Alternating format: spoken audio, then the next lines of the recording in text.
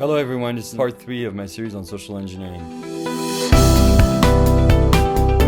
So, Bernays' theories and practices of social engineering involve influencing people's thoughts and behaviors to gain access to confidential information. To do this, and this is another form of social engineering, a person must understand the psychology of individuals and the environment. The method used in social engineering may vary depending on the type of information being thought. So social engineering attacks are a form of cyber attack that target individuals instead of technology.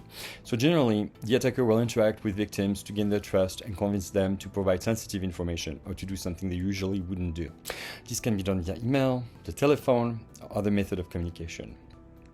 The attacker typically uses psychological manipulation techniques, such as creating a sense of urgency, and also playing on emotions or offering rewards. This can lead the victim to provide confidential information such as a password, credit card number, or can be used for identity theft or accessing sensitive data.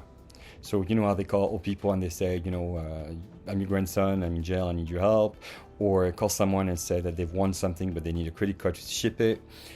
Individuals and organizations must be aware of these attacks and take steps to protect themselves from becoming victims.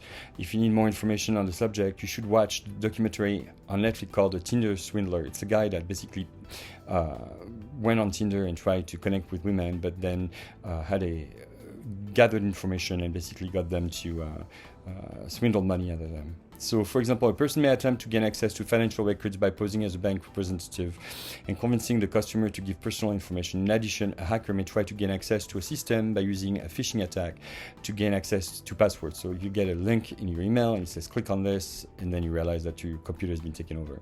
So Edward Bernays, as I mentioned in my previous video, was a pioneer of public relations and persuasion, and his influence is still seen today. He is widely credited with inventing modern PR and advertising, and his work paved the way for the multi-billion-dollar industry we have today. Unfortunately, Bernays did not imagine, or maybe did he, I don't know, but I think he didn't, and that his work would be used to empower scammers and unethical businesses. Over time, marketing and advertising have become more sophisticated and deceptive, and it is often difficult to tell the difference between a legitimate offer and a scam. Businesses have started to use manipulative tactics, such as targeting vulnerable populations and taking advantage of people's ignorance or biases. Scammers have also been able to do the same, use the latest technology to their benefit, such as using AI, artificial intelligence, and machine learning to create fake websites, emails, and ads that can be hard to distinguish from the real one. His work has also been misused in some cases, with unscrupulous businesses taking advantage of his techniques to deceive and manipulate the public. It's really rather unfortunate, but there's a lot of it going on. So despite this, Bernays' work has also been used to empower legitimate companies, allowing them to reach wider audiences with their products and services by leveraging Bernays' technique to create a more positive and public image. Businesses can create and maintain trust with their customers. So if you think of a brand, you can associate value, the value behind it, the logo matches it. So it's a lot of work goes into it. So this can be seen in proliferation of PR firms, which have become an essential part of the modern business landscape. Not only do these firms help businesses to manage their reputation, but they also help to build relationships with key stakeholders and to generate positive word of mouth. One of these companies is Netflix. Let's talk about Netflix for a minute.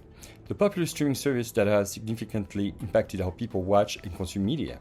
The theories of Edward Bernays on mass communication and how people process information have been central to Netflix's success.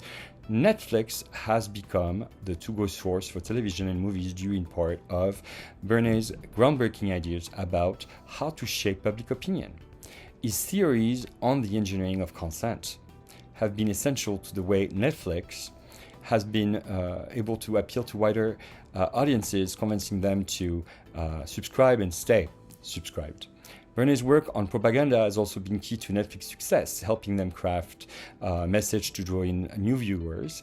His insight into how people respond to advertising and other forms of marketing have made Netflix one of the most successful streaming services. I know as of late Netflix is struggling, but they all are, because there's more and more streaming services available. So anyhow, subscribe to my channel. I will post the 4th video on this topic within 10 days. I wish you all a very good evening.